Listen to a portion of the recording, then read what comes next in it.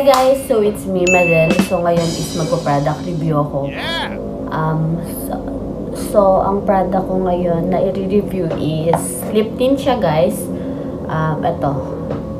Retrobea Cheek and Lip Stain. Yan. Nalaman ko lang to sa ate ko kasi guys, ang ganda niya, ang gandang lip tint nito.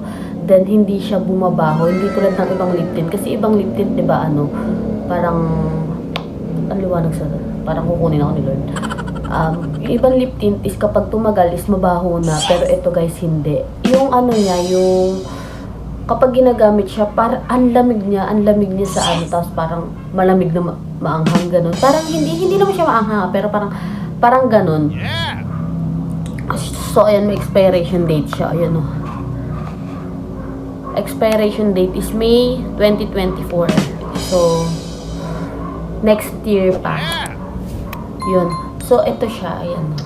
Maroon siya, guys. Kasi mahilig ako sa mga dark na lip tint. So, marami akong lip tint dyan. Pero, ito yung gamit ko. Kasi, yung ibang lip tint kasi, kapag tumatagal siya, is mabaho talaga siya. As in, parang, amoy bulok na amoy panis. Ganun. Ganun siya. So, itatry ko to, guys. Tanggalin ko lang yung lip tint ko. Kasi, naglagay ako ng lip tint. Ayan, nag-try lang ako. So, natanggalin ko siya. Ayan.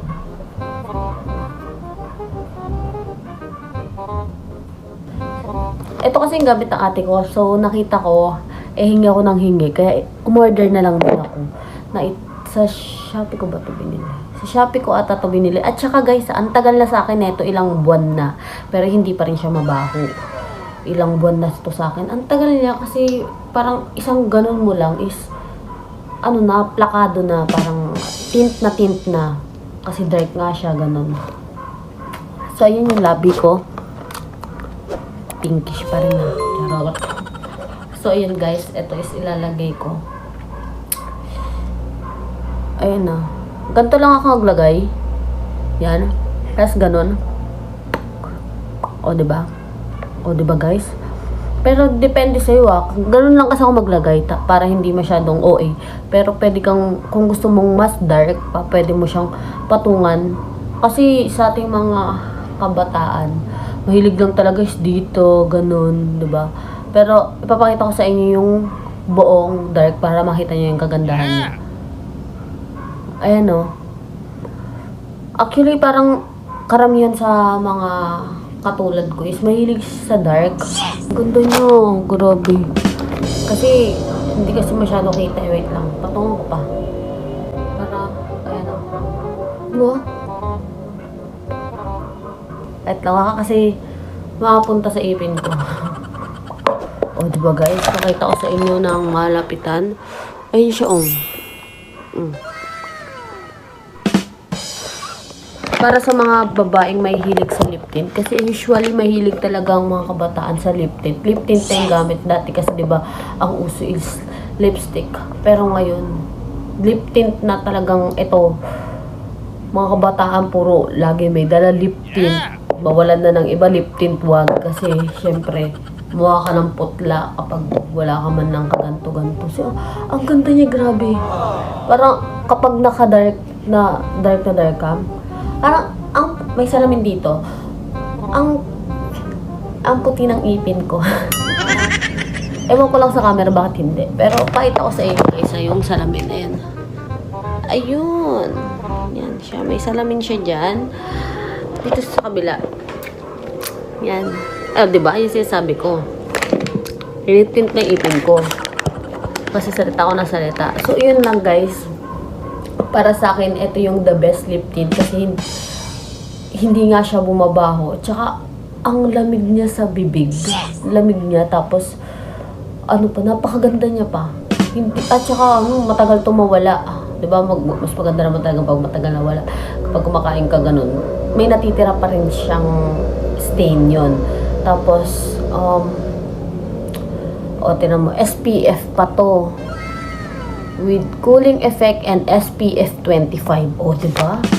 Approval pa ni Tapos, guys, ang rate ko dito is 10/10. 1,000 over 10. O, diba? Bongga, parang bongga.